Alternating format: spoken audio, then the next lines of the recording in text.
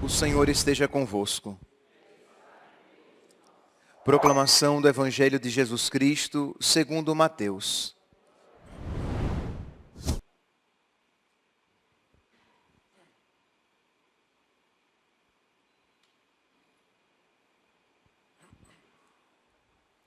Naquele tempo, disse Jesus à multidão: o reino dos céus é ainda como uma rede lançada ao mar, e que apanha peixes de todo tipo. Quando está cheia, os pescadores puxam a rede para a praia, sentam-se e recolhem os peixes bons em cestos e jogam fora os que não prestam. Assim acontecerá no fim dos tempos. Os anjos virão para separar os homens maus dos que são justos e lançarão os maus na fornalha de fogo. E aí haverá choro e ranger de dentes. Compreendestes tudo isso? Eles responderam, sim. Então Jesus acrescentou, assim pois, todo mestre da lei que se torna discípulo no reino dos céus é como um pai de família que tira do seu tesouro coisas novas e velhas. Quando Jesus terminou de contar estas parábolas, partiu dali. Palavra da salvação.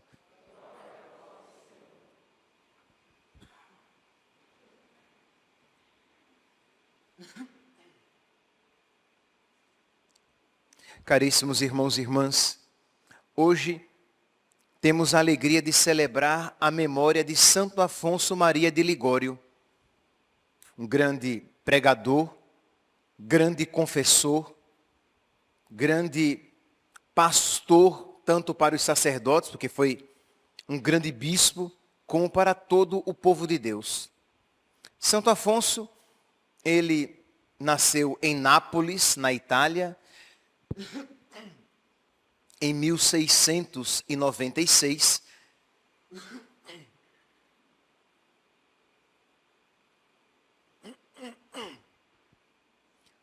O ar está seco, né?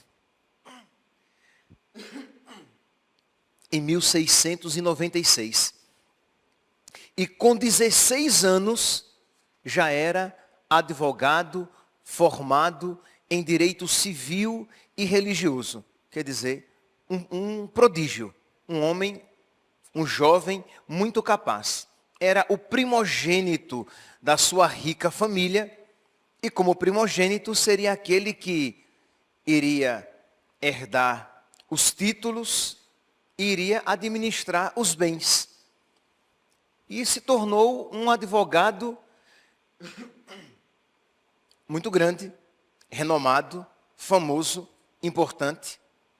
Só que um dia, e ganhando todas as causas, nunca perdia nenhuma. Mas, num dia, numa causa muito importante, ele perde aquela causa. E aquele fracasso, e ele viu naquele fracasso um chamado de Deus para a sua vida. Eu esqueci de dizer o ponto mais importante, né? Ele era muito inteligente, muito capaz, renomado, mas era um homem piedoso. Era um homem de oração. Isto é, ele vivia, ele praticava de verdade a sua religião. Com toda esta fama, ele não tinha de maneira nenhuma se esquecido de Deus, mas é claro, tudo isso atrai. E ele se sentia atraído pela glória do mundo. Os seus pais, principalmente o seu pai, muito isso queria, que ele se tornasse grande aos olhos do mundo. Mas naquele fracasso, naquela derrota, na perda daquela causa, ele viu um chamado de Deus para que ele se consagrasse totalmente a nosso Senhor. E isso ele fez, deixou tudo, se dedicou à vida religiosa, com 30 anos se tornou um sacerdote. Meus irmãos, qual é o ponto que eu gostaria, né, de salientar na homilia de hoje? Os amigos de Deus, eles ouvem, eles percebem, eles veem os sinais de Deus na sua vida, e isso é imprescindível. Porque senão, nós iremos experimentar as vitórias e as derrotas como os que não creem as experimentam. Nós iremos ver e viver a nossa vida como veem e vivem aqueles que não creem. Mas nós que cremos, precisamos ver e viver a nossa vida à luz de Deus. Precisamos estar atentos, porque Deus, Ele fala. E Ele fala constantemente. Só que nós precisamos estar atentos para perceber os seus sinais.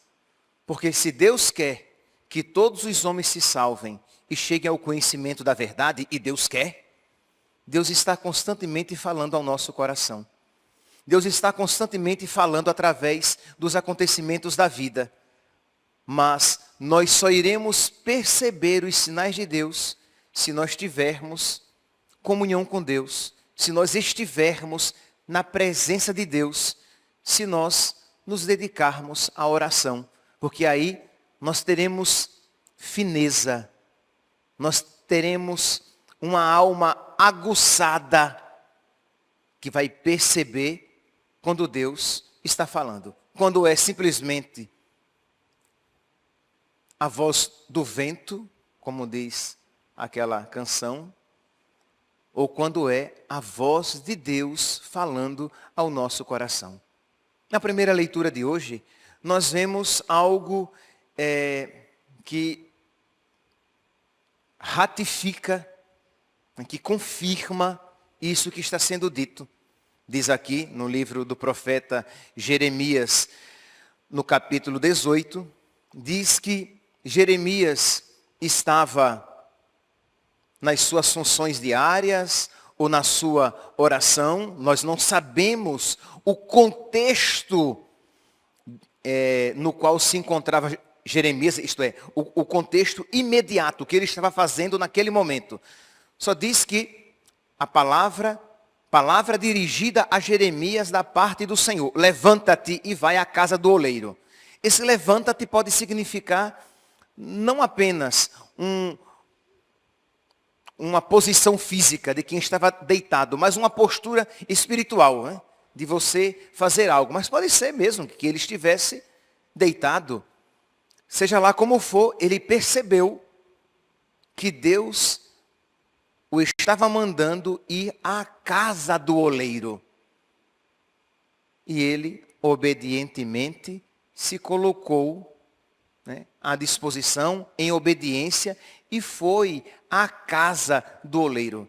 Percebe aqui essa sutileza, essa delicadeza de alma de Jeremias, que estava, eu falei aqui que eu não sabia o que ele estava fazendo no seu contexto próximo, imediato, naquele momento, mas nós sabemos o contexto no qual Jeremias estava, que era de perturbação. Isto é, quando adversidades, quando problemas visitam a nossa vida, infelizmente, não é estranho que nós metamos os pés pelas mãos, que nós nos esqueçamos de Deus, que nós nos aperriemos e hajamos no puro instinto. Isto é, apenas instintivamente. E aí, é claro, quando estamos assim alvoroçados, aperreados, fica difícil perceber a voz de Deus. Quando você só escuta as suas paixões, foge da dor, busca o prazer. Quando você só escuta os seus gritos interiores, está doendo, isto é, eu estou sofrendo. Eu não estou aguentando tanto sofrimento. Quando você só escuta a carne, e carne aqui, entenda, a mera humanidade, fica difícil ouvir a voz de Deus. Pois bem, Jeremias, não obstante tivesse tudo para só isso ouvir, ele ouvia a Deus. Porque vocês sabem, Jeremias estava sofrendo, porque os seus familiares estavam contra ele, os seus amigos estavam contra ele, e o povo estava contra ele, porque ele só profetizava desgraças para a cidade de Israel, quer dizer, para a cidade de Jerusalém e para todo Israel. E Deus estava decidido a castigar veementemente Israel. Se vocês pegarem algumas passagens, nós já ouvimos durante a semana toda, mas vale a pena tomar aqui outros textos. Por exemplo, em Jeremias capítulo 15, diz assim: disse-me então o Senhor, né? Deus disse a Jeremias, mesmo que Moisés e Samuel se apresentem diante de mim, meu coração não se voltaria para esse povo. Deus diz, olha, se Moisés e Samuel me pedirem por esse povo, eu não escuto. Eu não vou atender o que eles pedirem. Deus disse, eu vou castigar este povo. Então, Jeremias com o coração atribulado. E continua Deus, como se essa palavra já não fosse dura o suficiente. Continua Deus. Expulsai-o para longe da minha presença, que se afaste de mim. E se te perguntarem, para onde iremos? Né? Se o povo que está sendo castigado perguntar, para onde iremos? Dir-lhe-ás, oráculo do Senhor, para a peste, os que são para a peste, para a espada, os que são para a espada, para a fome, os que são para a fome. Isto é, uma palavra duríssima. Crê em Deus Pai. Não sei se vocês conseguem perceber a dureza dessa palavra dita a Jeremias para que ele diga ao povo. E Deus continua, diz, olha, o pecado deste povo está escrito com estilete de ferro. Isto está entalhado em pedra. Eu não vou me esquecer da perversidade da filha de Jerusalém. O pecado, os pecados que eles cometeram foram pecados muito grandes. E Jeremias, em toda esta situação, ele está clamando a Deus, suplicando misericórdia. E vocês lembram, Deus estava decidido, Deus estava irado, porque o pecado era grande. Ao mesmo tempo, Deus estava decidido para suscitar no coração do profeta os sentimentos de Deus. Que não é, pelo amor de Deus, né? Não é que Jeremias era mais misericordioso do que Deus. Mas Deus mostrando a gravidade daquele pecado e a sua irredutibilidade, Deus queria despertar no coração do profeta um desejo grande da misericórdia que só Deus pode conseguir. E, spoiler, Jeremias vai conseguir. Isto é, o intercessor, de alguma maneira, ele move a mão de Deus. Ele dobra o coração de Deus, porque Deus quer ser dobrado. Porque Deus quer ser movido. Porque Deus quer conceder. Mas Deus quer que aquele bem, aquela graça seja alcançada. Então Deus desperta intercessores para que alcancem de Deus as graças que Deus quer conceder. Então Deus desperta o coração de Jeremias, que coitadinho estava atribulado com o seu sofrimento, vendo a situação do seu povo, estava atribulado porque a palavra de Deus era dura, estava atribulado porque a sua vida estava em perigo, porque o povo estava com os dentes cerrados contra ele. O povo estava com ódio de Jeremias. Mas Jeremias, mesmo assim, não se afastava do Senhor. E diz então que Jeremias ouve, deixa eu colocar aqui o relógio, que senão eu me empolgo e me esqueço. E Jeremias ouve a voz de Deus, Deus que diz, vai à casa do oleiro. Oleiro é aquela pessoa que faz vasos, que trabalha com barro. Algo mais ou menos sem sentido, mas Jeremias obedeceu E quando ele chegou lá à casa do oleiro, ele encontrou o oleiro ali trabalhando com o barro. E quando um vaso que o oleiro estava fazendo se entortava, se entronchava, o oleiro recomeçava novamente, moldava aquele barro para fazer um vaso bonito. E Deus diz, assim é Israel nas minhas mãos. Que palavra bonita. Isto é, novamente a esperança desponta no coração de Jeremias, que até então parecia que o povo estava destinado à desgraça. Deus diz, eu posso mudar. Só que, meus irmãos, a parábola se utiliza de imagens que aquilo que serve nós nos apropriamos e o que não serve nós deixamos de lado. A parábola não é um gênero que tudo se aplica à realidade. Ora, na realidade concreta, o oleiro faz o que quer com o barro porque não tem vontade própria. Na realidade espiritual, o barro precisa cooperar com o oleiro, porque o Deus que te criou sem ti, não quer te salvar sem ti. Então, o barro precisa colaborar. Aqui na nossa leitura, nós terminamos no versículo 6, Jeremias capítulo 18, versículo 6, mas se nós pegarmos a Sagrada Escritura e seguirmos um pouquinho mais à frente, veremos, versículo 7. Ora anuncio a uma nação ou a um reino que vou arrancá-lo e destruí-lo. Mas se essa nação contra a qual me pronunciei se afastar do mal que cometeu, arrependo-me da punição com que resolvera castigá-la. Isto é, se aquela nação mudar de atitude, eu mudo também. Deus está dizendo, o pecado foi grande, a ofensa foi grande, mas se eles mudarem de conduta, eu mudo também. E o maravilhoso, meus santos, que nós sabemos que a nossa mudança de conduta já é uma graça que Deus concede e quer conceder.